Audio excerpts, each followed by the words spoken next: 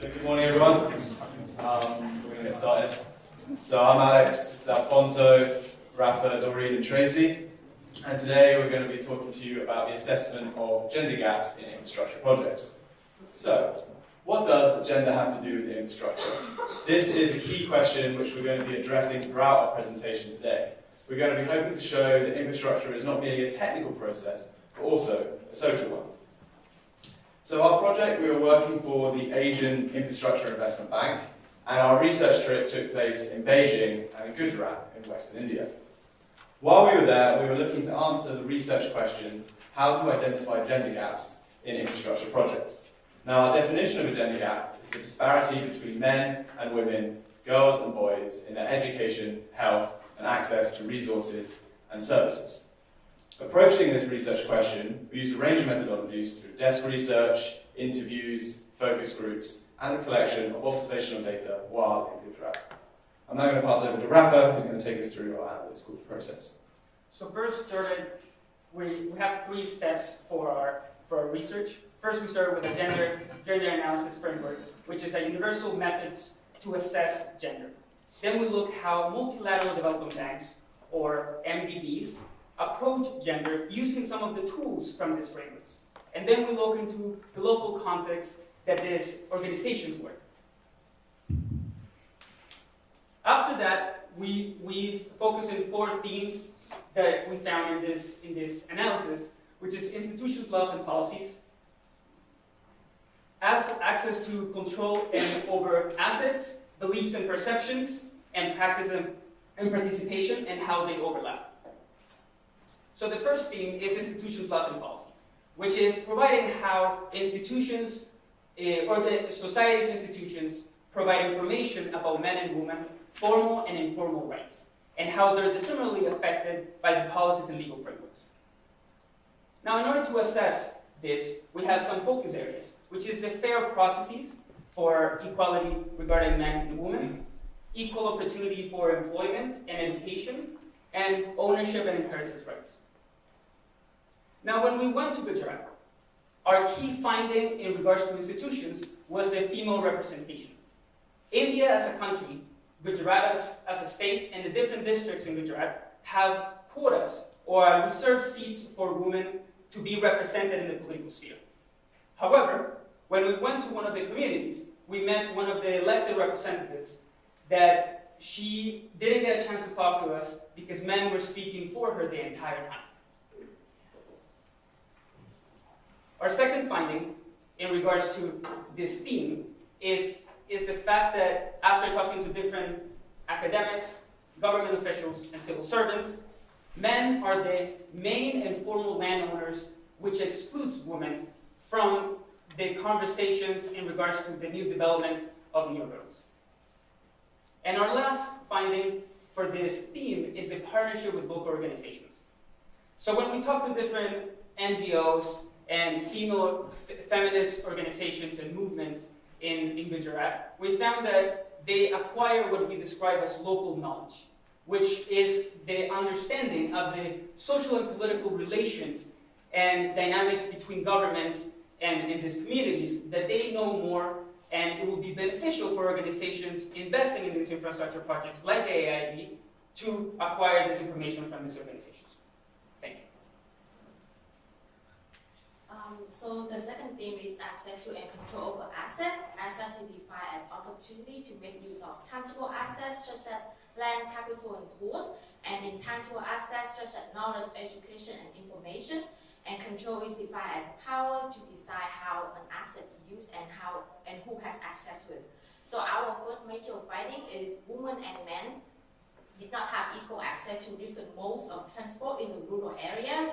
Men has full access to and control over motor vehicles, whereas women and girls were the main pedestrian user, often traveling by foot. So this lack of access to resources for travel reduced women and girls' access to healthcare facilities, school, and local markets. This also restricted their mobility because they perform household duties by walking and head loading only within the vicinity of their communities. Next, So after the road were constructed, women and girls experienced a high level of satisfaction because they had improved road access to healthcare facility, school, and local market. Pregnant women could reach the hospital faster, which decreased the maternal mortality rate significantly. And children could come to school more easily, even during the monsoon season. The road also provides women with income earning opportunities because women now could bring their dairy and agricultural products to sell in local market much more easily. However, despite the positive element, the road has some limitation. The road did not have road shoulders, speed bump, street light, sidewalk, which were very important to women who rely mainly on walking. As Rafael has mentioned, women did not have access to land right ownership, therefore they did not have decision-making power and were not directly consulted during discussion of the new road. Therefore, their needs and long-term consequences of the road that could affect the woman, including noise pollution, were not taken into account. Therefore, we recognize that improving the road connectivity alone was not enough. It's very important to consider the needs of women in terms of access to the road and transportation to enable them to benefit, to gain control over assets, which may lead to control over decision-making within their household and communities. And our third theme is beliefs and perceptions. So a society's norms and culture will define what it means to be a man or a woman in that particular community. And that can either limit or facilitate an individual's access to education, services, and employment opportunities. So when we're looking at this theme, we're focusing on the differences in the roles and responsibilities between men and women, their social interactions, and expectations about what men and women do, what they can't do, and what they're expected to do. So this picture represents one of our most visible observations across Gujarat. As you can see, men and young boys are interacting very freely in public spaces. However, within Gujarat, there are very strict restrictions on women and girls in their mobility, especially within public spaces. So for women and girls, it is expected for them, when they're going to public spaces, to be accompanied by maybe older women within the households or men within the household. Especially the higher you are within the social caste, the more restrictions you would get on your mobility. And this, we see, affected how much women accessed and used the roads. Secondly was perceptions of safety. So in our interactions, we realized that for women and girls, perceptions of safety went beyond the technical and the physical aspects of the road. So women and girls had concerns about their own personal safety, to include concerns about risk of being sexually harassed, assaulted, or even raped. And so this limited how much they would benefit from the new roads or other infrastructure projects. And we think it is a good opportunity for AIIB to take safety measures into concern in their project design phase, so that they include things like Tracy talked about, roadworks or maybe traffic lights, to ensure that all genders benefit equally within the projects. And also we came about issues on professions for women. In Gujarat, it is highly desirable for women to be married much younger, and so some parents would discourage their daughters to pursue professions that would take them longer to be in school. This was highly visible when we were looking at employment differences. For example, when we were interacting with the government of Gujarat, we realized that we were talking a lot to male engineers as opposed to female engineers. And a major explanation for that is that engineering took a long time for women, and that was not encouraged. And so we think this limits how many women will actually will have their voices heard when they're doing these contracts and negotiations with partners like the AIIB. Thank you.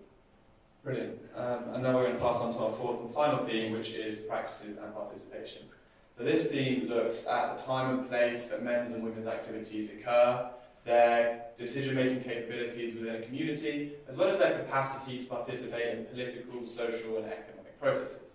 This theme also takes into account the practical approaches that the AIIB can use to engage stakeholders in the consultation process. So one of our main findings in this theme was that in order to elicit the opinions of women, it was necessary to hold women-only consultations, as they did not feel comfortable expressing their points of view while men were also in the room. Now, of course, this is a highly contextualized finding. The AIIB works across the whole of Asia, and so it may not be effective to segregate men and women in the consultation process in all of these contexts.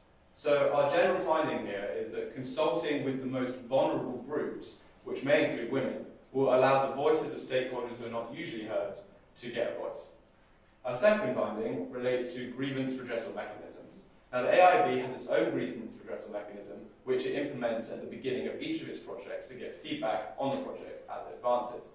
However, in each Indian state, there already exists a feedback mechanism, which people are very aware of and know how to use. So if the AIIB wants to increase its feedback on its projects, it should make use of the already existing communication infrastructure. And finally, there are many participatory approaches that the bank can use to involve stakeholders in the consultation process.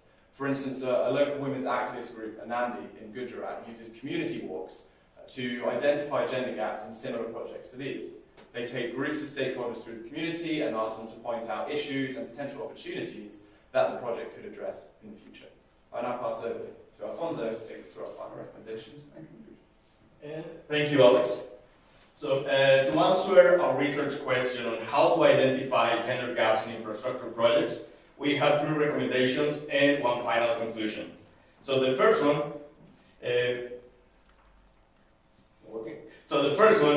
after our research and our visit to Gujarat, we have concluded that no single gender analysis framework works for all infrastructure projects. So therefore, we recommend AIIB to define a set of questions to be answered when conducting a gender gap analysis, rather than using one specific tool. And this is particularly important given the diversity of countries where the AIIB operates. So the second one, we consider highly relevant and maybe even fundamental to conduct a preliminary contextual assessment before the primary data collection to get a better understanding on the social norms and the gender dynamics, with special attention to beliefs and perceptions, as Dorine mentioned. And according to the findings of this assessment, design the primary data collection strategy.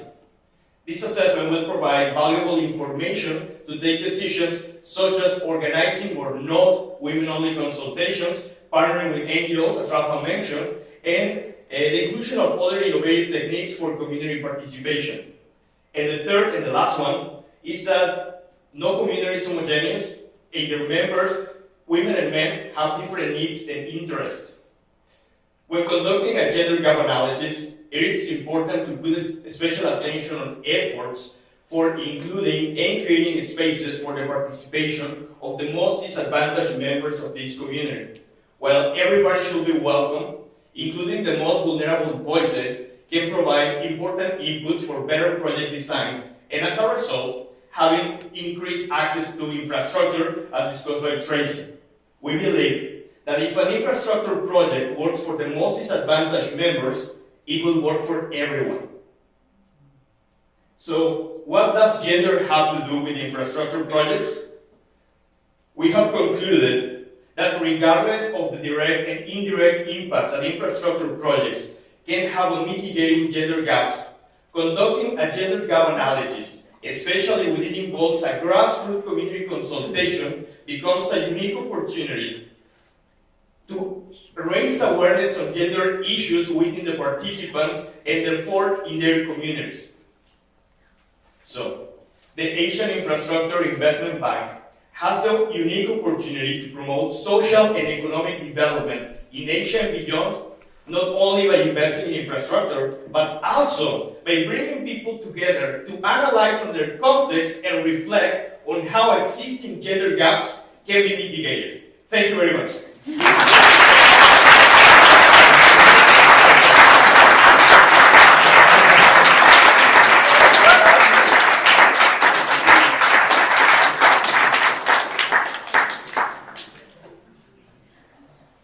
I have a question over here from our Skype, from Victoria Ash.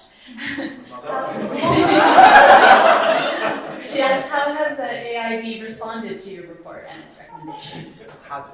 How has it responded to your report? That question is for you. Thank you, Mom.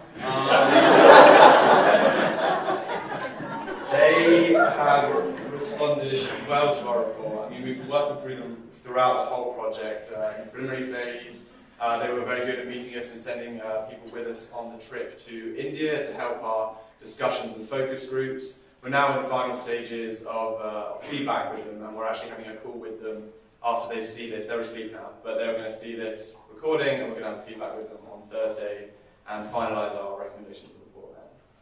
Thanks for the question.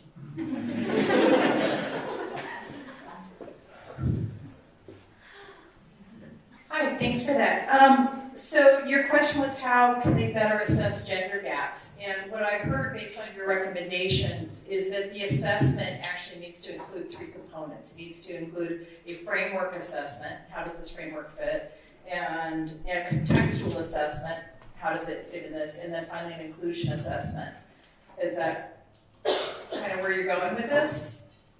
And then I guess my question is, if you've got these 3 assessment components of the overall assessment, then how are you going to build in an understanding of whether that's happened and how that influences their infrastructure project? Yeah, what we are recommending is to be flexible when conducting this gender analysis, because as we mentioned, the AIIB works in a wide number of countries with very different contexts. So the first step for conducting that gender gap analysis is to make this contextual assessment, and then, according to the findings, choose a tool that fits better to this specific context, and then include the participation of the community according to the tool that has been identified, and then these findings in the future being included in the project design to deliver better results for the community. I just have one more comment. So right now, we're looking at providing recommendations for the design, and it's a gender approach.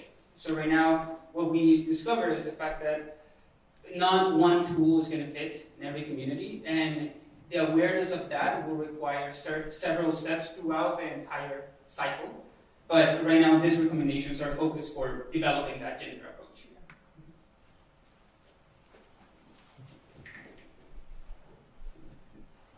Thank you, guys. Good presentation. I had a question regarding, so the first step before contextualizing the tool is having the awareness that this is an issue. Since AIIB operates in such a diverse countries, do you think there might be a hesitation to recognize that there's an issue? And how do you suggest, what's your recommendation on that? How does AIIB overcome that first step? Thank you. Yeah, so I'll take a first crack at that. And so I think it's important to emphasise here that although the AIIB is a multilateral development bank, they focus more on the downstreaming of projects, so they're focusing more on the practical implications that the projects have on the lives of the inhabitants of these countries, rather than looking at macro indicators, rather than trying to change kind of the gender structure. And so going into these local environments, the argument they're forwarding is that they're doing this to create effective and efficient and sustainable projects. And so, like that, there will be less conflict and friction coming into these new projects.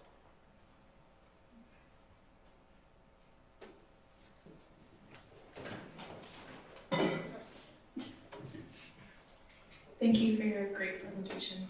I just have a question about the grievance redressal mechanisms that AIIB might already be using or is considering to use.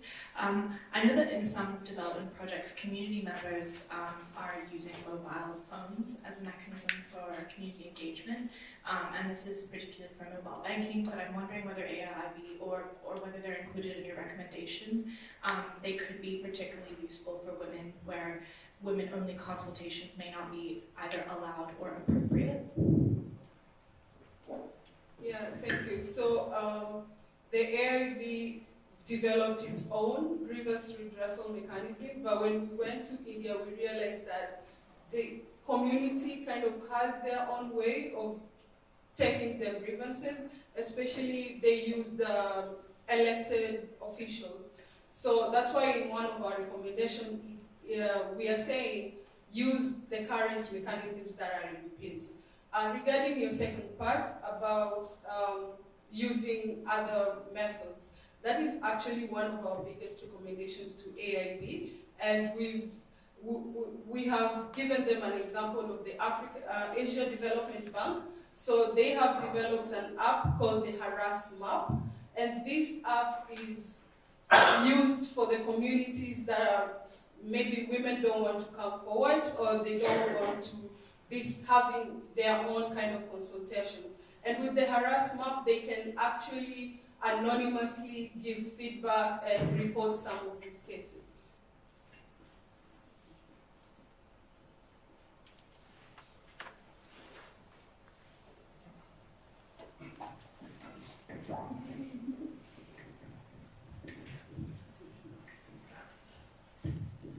Thanks for the presentation. I'm glad to hear you recommend contextual assessment at the preliminary phase, and that's really important in general. I just have two specific, empirical questions about what you found in Gujarat. Which the first one was a lot of the things that you said about challenges in road design for women actually sound like they would be challenges for everyone, right? Lack of street lights, speed bumps, other kinds of issues. So I guess the question is, how do you know if it's a gendered issue or not? And is there also a way in which the sort of rubric of gender could be used to make a broader set of interventions, right, which might help communities as a whole to navigate the changes in infrastructural projects are bringing in? And then the other question was just about land. You mentioned one of the issues is that men are generally the primary landowners, but you didn't really explain why that's an issue in regard to road building. So if you could address that. Thanks. I can take the first part with regard to the road design. So when we went to Gujarat, we have 4 focus groups. So basically, we visited 2 districts, and in each district we have 2 focus groups, one with the women and one with the young girls. And in all 4 focus groups, we asked them, do you have any negative? Do you think that the road have any negative impacts or elements? And they all say that they all raise the concern about street lights, speed bump, because women have this kind of concern because they worry about their children who come to school on a bike or walking, and with the road, with the improved road, vehicle can drive very fast. So that's very worrying and concern the woman.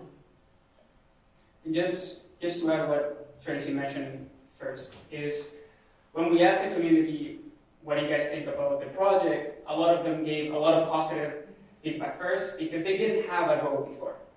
When we asked specifically of what do they need, they mentioned all of the criteria that Tracy mentioned after.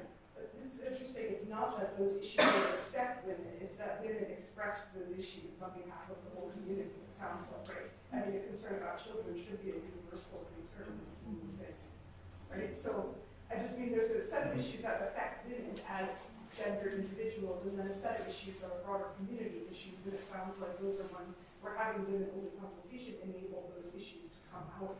But I think it might be important to make that kind of distinction as well, so that it doesn't become reduced to, oh, these are just the concerns of women, but that these are understood as broader community issues that could be addressed precisely because of the innovation of women-only consultation. Definitely. Yeah. Now, she's going to yeah, exactly. Going for the second question. So it excludes women to be stakeholders in the discussion of the development of new roads. And when it excludes women in that process, concerns that specifically are for women or they are thinking about are not put on the table in the design process. So if we understand the fact that sometimes these policies provide equal opportunity for men and women to have ownership of the land, but in practice that doesn't necessarily happen. We can incorporate the fact that is a factor that is contributed in this inequality or gap. But, so what does land titles actually have to do with the consultation process? Right. Can you repeat the question in the mic? So So what does land title have to do with the consultation process? And I think so. Traditionally, those who hold the titles to the land are the ones who are seen as the stakeholders, right? So they're seen as the clients. They're seen as the ones who maybe the government had to buy land from, or their land had to be changed in order to build this road through, and therefore they talk to people who own the land. However, it actually tends to be the women who work the land, who farm the land in these communities, who have to walk across it to get water, and therefore, in not including them in the conversation, because they are not the formal land title owners, you miss out a whole population of stakeholders who are going to be like extremely affected by these roads when they're built. Hi, thank you for your presentation. I wanted to hear a little bit more about the variables that you guys are proposing to evaluate in the contextual assessment.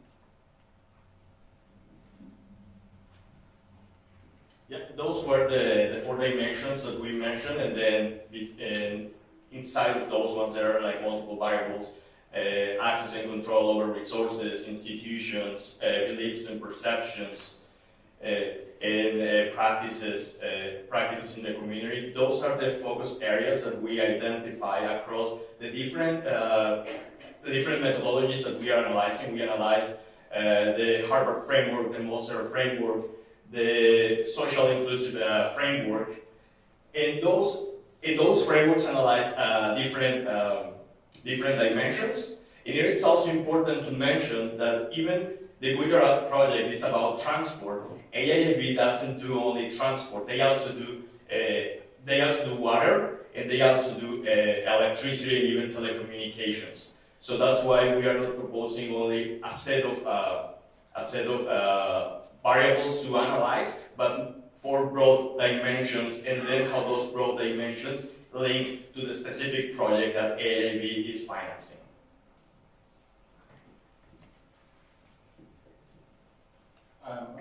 Thanks very much. I really appreciated both your points around contextual assessment as well as that no single option is likely to suffice, or no single frame.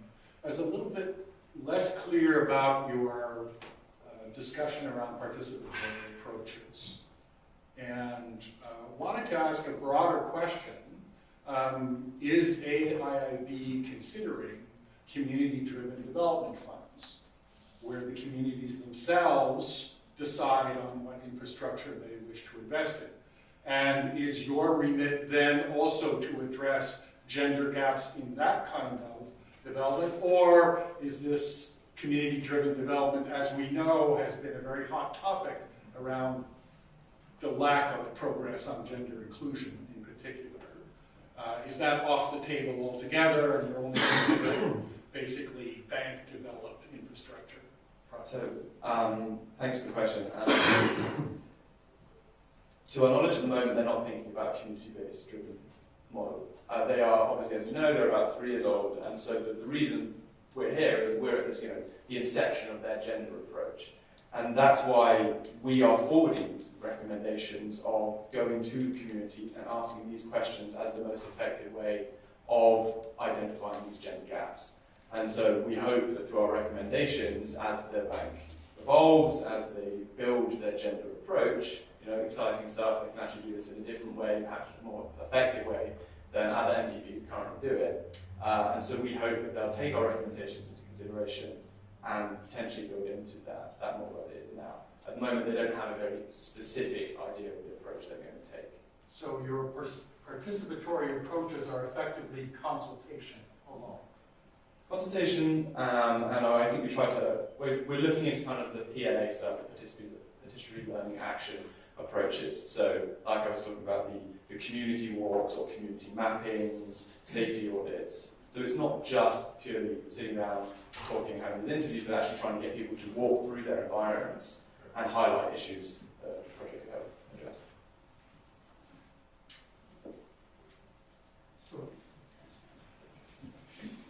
So is it safe to conclude that the participatory part of it that you are recommending kicks in only after the project has been decided?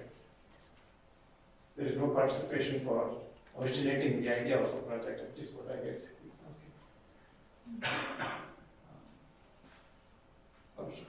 I think that our tool can hopefully lead to that. And I think that's why we do the preliminary contextual assessments. And again, one of our recommendations within our report is that this consultation process is iterative and that it begins before the implementation. I don't think that we are recommending at the moment the communal creation of these projects. However, there is space for people to be involved in the process from the very beginning, to take this feedback into consideration while the project is being designed.